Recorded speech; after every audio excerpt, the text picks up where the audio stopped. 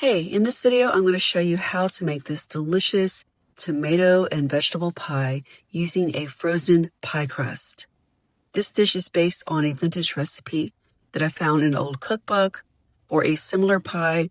The only difference is I'm using a frozen pie crust, which makes it a lot easier. So let's get started. I love sweet onions, so that's what I'm using for this dish. I'm adding one large, thinly sliced onion to a frying pan that's large enough to hold all my ingredients, and I'm going to cook that in some olive oil, about 2 tablespoons, along with 3 medium tomatoes that have been chopped up, and 1/2 zucchini that's been thinly sliced.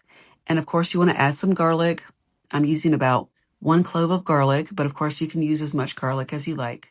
Now it's time to add my seasonings. I'm using 3/4 teaspoon salt, 1/2 teaspoon dry basil, 1 teaspoon dried parsley, and about 1/2 teaspoon of black pepper. Of course, you can adjust your seasonings however you wish. And if you want to use garlic powder instead of fresh garlic, you can do that as well. In a large mixing bowl, I'm going to combine 2 beaten eggs and 1 cup of shredded Colby Jack cheese. Now it's time to add my sauteed vegetables to the egg and cheese mixture in the bowl. And now I'm stirring all of my ingredients to combine everything thoroughly. I'm adding the veggie, cheese, and egg mixture to a pie crust that has been pre-baked according to package directions. And one last thing that I recommend doing is sprinkling the top of the pie with some Parmesan cheese, because that will add a little bit of savory depth to the dish.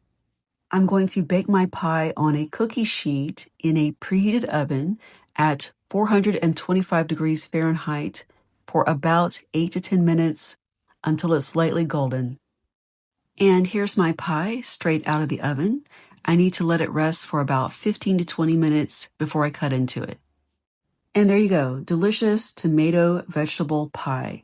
It is so easy to make, especially when you use a frozen pie crust.